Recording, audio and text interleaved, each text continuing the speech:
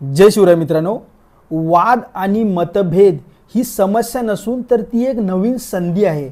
आपण 4 ते 5 गोष्टी ह्या चॅप्टर 6 सिनर्जी मधून शिकलेलो आहे. हॅबिट 6 आहे ती.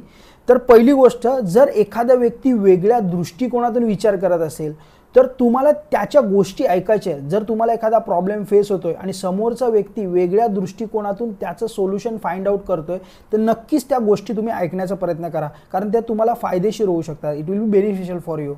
सेकंड गोष्ट, व्हॅल्यू द डिफरन्सेस. जर समजा एखाद्या गोष्टीवर मी विचार करतोय वेगळ्या पद्धतीने आणि समोरचा विचार करतोय वेगळ्या पद्धतीने, त्याच्याकडे वेगळं सोल्युशन आहे, तर नक्कीच तुम्हाला त्याच्या डिफरन्सेसला रिस्पेक्ट करावा लागेल. कारण एखाद्या गोष्टीचे मल्टिपल सोल्युशन असू शकतात, त्यातला जो फास्टेस्ट सोल्युशन आहे तो तुम्हाला उचलायचा आहे. त्याच्यामुळे एकमेकांच्या फरकांना ओळखा. तिसरी गोष्ट, जर तुम्हाला टीमवर्क हवं असेल, कुठल्याही गोष्टी जर तुम्हाला टीम बिल्डिंग टीमवर्क हवं असेल तर 3 गोष्टी फॉलो कराव्या लागतील. एक तर रिस्पेक्ट, त्याच्यानंतर ट्रस्ट आणि ओपननेस. ज्याच्यामध्ये रिस्पेक्ट म्हणजे काय, तर तुम्ही त्यांना आदर द्यायला पाहिजे. ट्रस्ट म्हणजे तुम्हाला त्यांच्यावर विश्वास असला पाहिजे टीममध्ये. आणि तिसरी गोष्ट ओपन एन्व्हायरमेंट, ज्याच्यामध्ये प्रत्येक व्यक्तीबद्दल चांगल्या आणि वाईट गोष्टी सजेस्ट करू शकतो, जेणेकरून आपण आपली टीम आणि आपली कंपनी ग्रो करू शकतो, किंवा जे पण असेल टीम तुम्हाला ज्या पद्धतीने ग्रो करायचे. चौथी गोष्ट, जर एखादा व्यक्ती रागावलेला असेल आणि जर तो तुम्हाला काही गोष्टी सांगत असेल तर first seek to understand and then to be understood. म्हणजे तुम्हाला पहिला त्याला ऐकायचं आहे पूर्णपणे.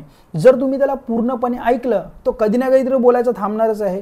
तर जर तुम्ही त्याला व्यवस्थित ऐकलं तर डेफिनेटली त्याच्यानंतर तो जेव्हा शांत होईल तेव्हा तुम्ही तुमचं म्हणणं मांडणार, नक्कीच तो ऐकेल, कारण you have respect his differences. तुम्ही त्याला ऐकलेलं आहे, त्यामुळे तो तुम्हाला नक्कीच ऐकेल. ह्या 4 गोष्टी तुम्ही तुमच्या लाईफमध्ये ठेवल्या तर नक्कीच तुम्ही सक्सेसफुल व्हाल. आता आपण टोटल 7 हॅबिट्स मधल्या 6 हॅबिट शिकलोय. त्यातल्या पहिली हॅबिट आहे बी प्रोएक्टिव्ह. तुम्हाला तुम्हाला ॲक्टिव्ह राहायचं आहे, नेहमी चांगल्या कंडिशन्समध्ये राहायचं आहे, तुम्हाला गोष्टी ॲक्टिव्हनेसने करायच्या आहेत. सेकंड हॅबिट आहे जी begin with the end in the mind. म्हणजे तुम्हाला काय करायचं आहे, तुम्हाला तुमचा शेवट विचार करून आता त्या गोष्टी प्लॅन करून ट्राय करायच्या, जेणेकरून तुमचा शेवट गोड होईल. तिसरी गोष्ट आहे पुट फर्स्ट थिंग फर्स्ट. म्हणजे इम्पॉर्टंट आणि अर्जंट ह्याच्यामधलं तुम्हाला इम्पॉर्टंट गोष्टींना महत्त्व द्यायचं आहे. तर या 3 गोष्टी आहेत तुमच्या प्रायव्हेट विक्ट्री, म्हणजे तुमचं प्रायव्हेट कसं तुम्ही स्वतः बिल्ड करताय. त्यानंतर नेक्स्ट 3 ज्या आपण आता शिकलोय, ज्या म्हणजे पब्लिक विक्ट्री, ज्याच्यामध्ये तुम्ही थिंक विन विन.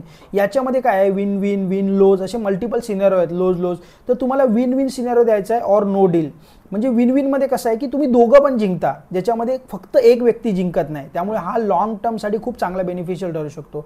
त्यानंतर 5वी जी हॅबिट आहे ती आहे seek first to understand and then to be understood.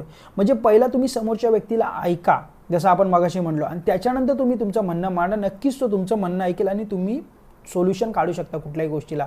त्याच्यानंतर 6वी गोष्ट जी आहे ती सिनर्जी. याच्यामुळे तुम्हाला एक अशी पॉझिटिव्ह, जसं तुम्हाला एकमेकांच्या व्हॅल्यूजला डिफरन्सेसला व्हॅल्यू करायचं आहे, रिस्पेक्ट द्यायचा आहे, आणि तुम्हाला त्यातून एक नवीन सोल्युशन फाइंड आउट करायचं आहे. त्यामुळे तुम्ही बोलू शकता 1+1 = 3 और 1+1 = 11.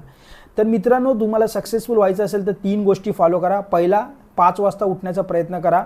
सेकंड, जशी मी बुक रिडिंगची चॅलेंज घेतली तशी तुम्ही कोणती एक चॅलेंज घेऊ शकता, जिम चॅलेंज, रनिंग चॅलेंज, आणि ती तुम्ही 30 दिवस कन्सिस्टंटली डिसिप्लिन करून घ्या.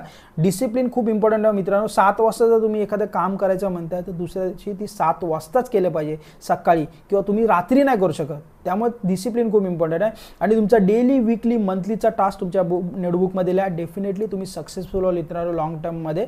जर तुम्हाला तुमच्या मित्रांना किंवा तुमच्या फॅमिली मेंबर्सला सक्सेसफुल होताना बघायचं असेल तर नक्कीच ही व्हिडिओ त्यांच्यापर्यंत शेअर करा, आणि तुम्ही मला फॉलो करू शकता डेली कन्सिस्टन्सी अपडेटसाठी. थँक्यू मित्रांनो.